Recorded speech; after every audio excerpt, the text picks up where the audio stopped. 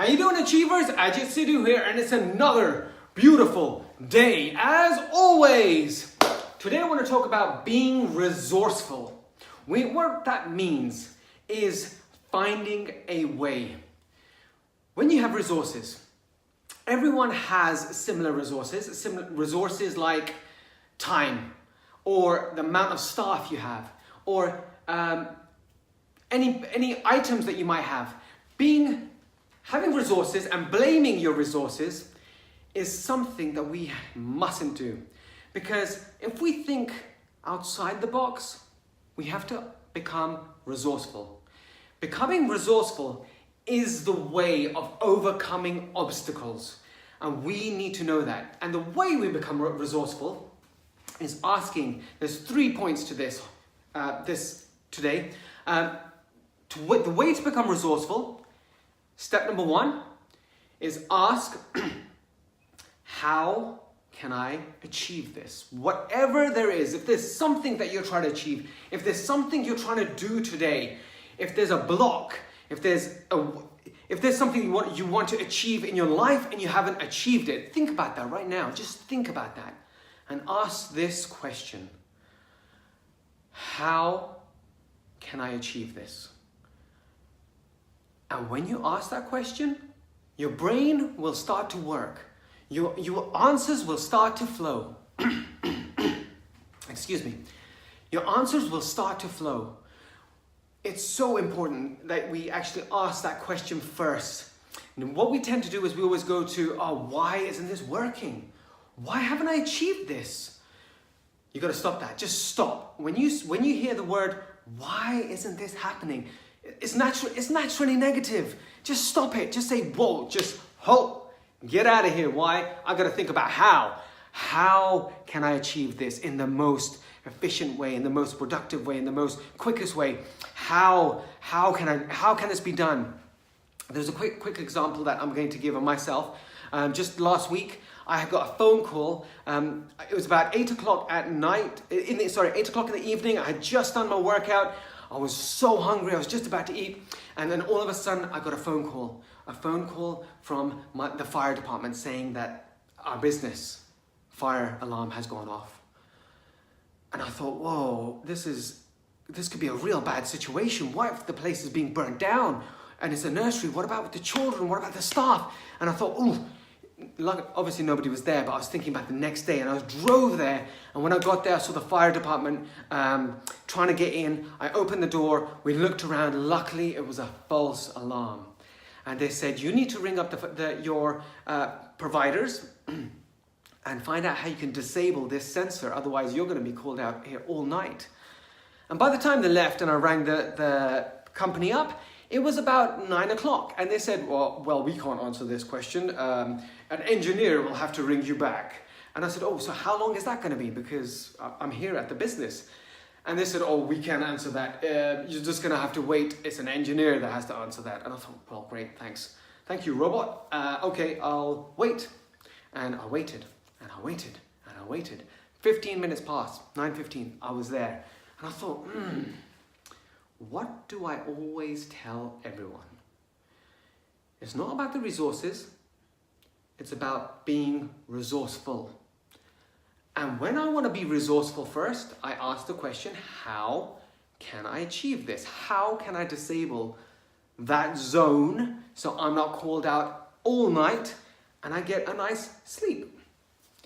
Well, the first place I always go is Google. Google it. You want to go to Google. So I Googled it. And then second place I went to was YouTube. And I got the manual, I got the instructions, I saw someone doing it. I went beep, beep, beep, done. In 3 minutes.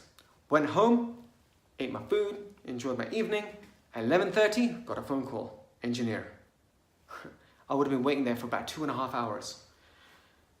Being resourceful, you become more efficient. It's about how it can be done. So that's step number 1. Step number 2, I'm going to try being very quick. Step number 2 is, now I'm going to contradict myself. Once we've done step number 1 and we thought, how can this be done? We got to stop thinking about how, because you've already answered it. You've answered it. Your brain has got the answer. You start to go down the process, but now you got to think about who. It's not the how in step 2, it's about the who. Who is the best person to actually get this job done? We automatically, as humans, as achievers, we always think that we can do everything. It's me. I can do everything. I am Superman. I am Superwoman. I can do everything. No. Stop thinking at part 2, how? Start thinking, who's the best person?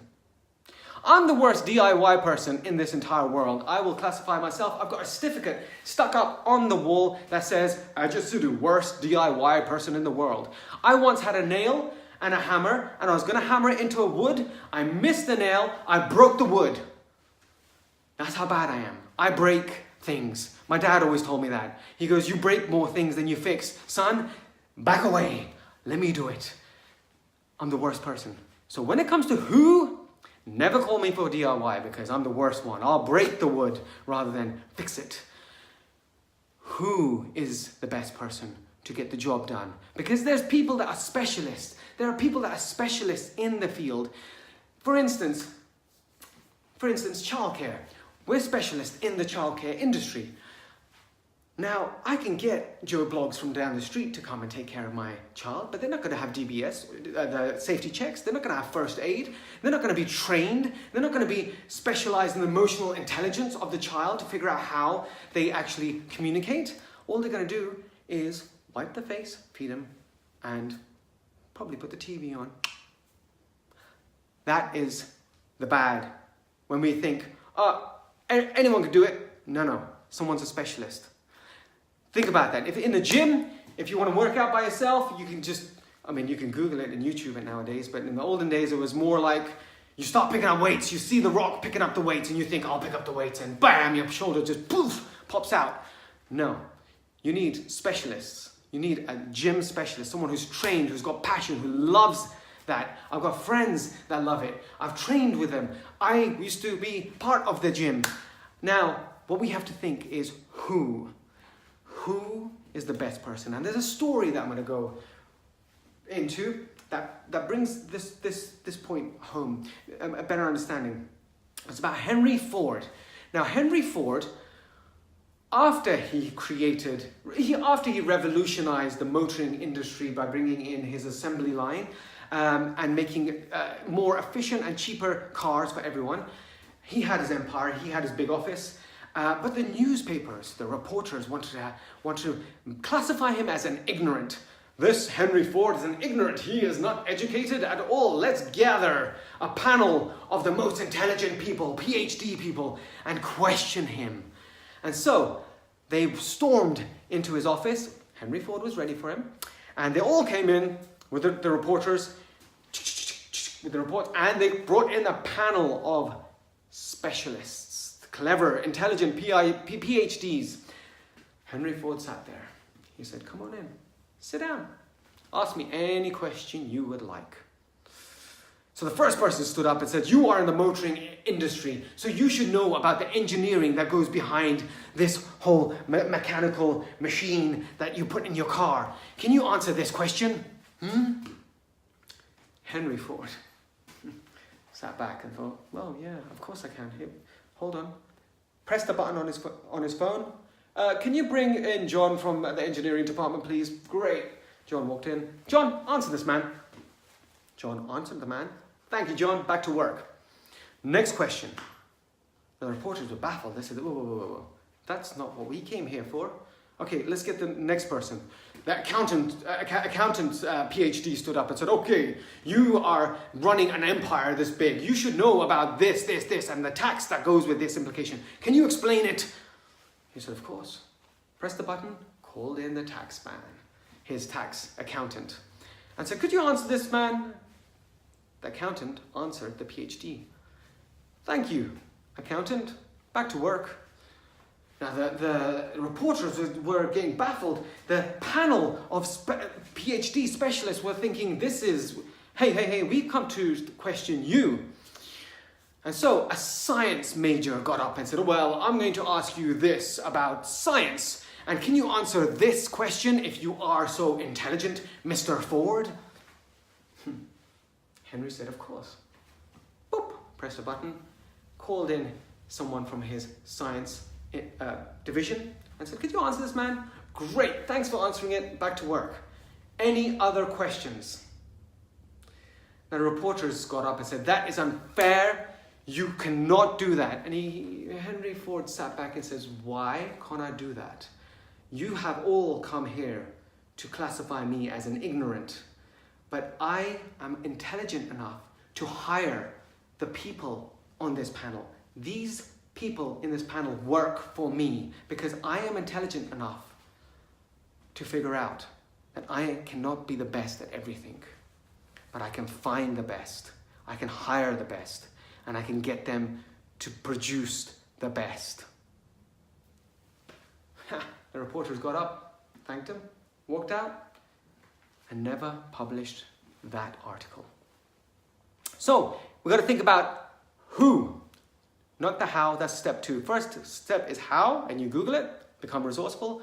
Second is who, become resourceful. Now the final step in this is we've got to think different. We've got to think different, people. If we're thinking the same as every single person, we're going to get the same result as every single person. We have to think different with what we've got. Because what you've got is completely unique. Your skills, your skill set, who you are, what you've actually got around you. People don't realize that they could be sitting on gold in their back garden and not know it. They just need to start digging. And that's the third part. Becoming resourceful. Figure out what you've got, your skill set, and what you've got around you. There's a final story, and this story's a bit longer, but this one's gonna keep going. I'm gonna keep going. I'm gonna keep rambling on. I gotta stop. You gotta tell me to stop. Say, Ajit, stop. I gotta get back to whatever I'm doing. I gotta go and achieve. You keep talking to me. Stop. Go. Now, this story is about a golfer. He's a famous golfer. I've forgotten his name, but he's a famous golfer. He was coming to retirement, and he noticed in his audience there was one man that used to cheer his name, celebrate every single time he used to win. And when the golfer, the famous golfer, used to feel demotivated, there used to be shouts from the crowd from this man that used to motivate him. And he thought, you know what, this fan always comes to my championships, my games. I'm going to go speak to him. So he went over to speak to him and said, oh, sir, my fan, thank you so much for celebrating my time as a golfer. And you've always been there for me. Thank you so much. Is there anything I could do for you? Well, the fan said, oh, one of my biggest wishes has always been to see you. And I'm blind and I can't see you and I've never seen how you play, but I've always listened. I've always heard, and I've been learning the game, and I've also been practicing the game as well. And it's just been an honor to follow you in your field, and I've learned so much from you. Thank you. Now the golfer thought, wow, this guy is so humble. He said, please let me do something for you. Anything you want. And the fan said, anything? Well, I would love to play a round of golf with you. 18 holes. The golfer, the famous golfer said, yes, oh, that's easy, come. We'll play anytime, any day, let's do it. The fan said, well, I'm free tomorrow. Can we do it tomorrow? And the golfer says, yeah, sure, let's do it. Well, everyone, and the reporters were all there, we're doing it tomorrow. We're all going to do it tomorrow. And the fan said, oh, but can we have one thing? I like the competition that you do. So can we have it in a competition atmosphere, please? Maybe what we can do is every time we putt one hole, it's 100 pounds. And the next hole will be 200 pounds. And we'll just keep doubling it. How does that sound? The famous golfer thought, well, that sounds pretty good to me. That's good. Let's do it. The reporters wrote all this down. They started to broadcast it. And his agent pulled the famous golfer to the side and said, do you understand what you've just agreed to? And the golfer said, yeah, we're just going to play a game. I'm going to play a game of golf with this blind guy, my blind fan, and because that's one of his wishes, and I said that he can do it. And we're just going to double the money every single time we hit it. Now the agent said, every single time you double it, you're going to be taking money from a blind man. That is the worst publicity that you can ever have.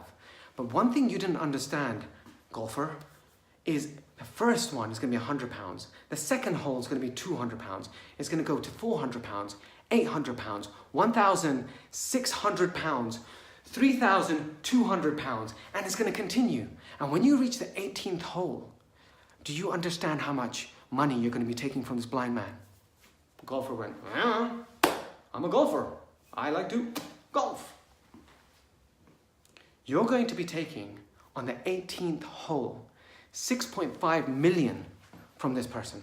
In total, every single time you beat him, it's going to come up to approximately 14 million pounds. The golfer was shocked. He goes, how is that possible? How is that possible? We started off with 100. And his agent said, well, obviously you don't know about the art of compounding.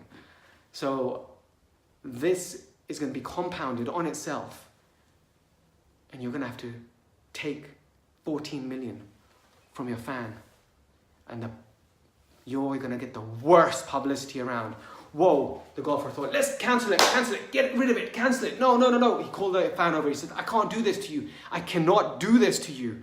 Please, I'm going to be taking 14 million from you.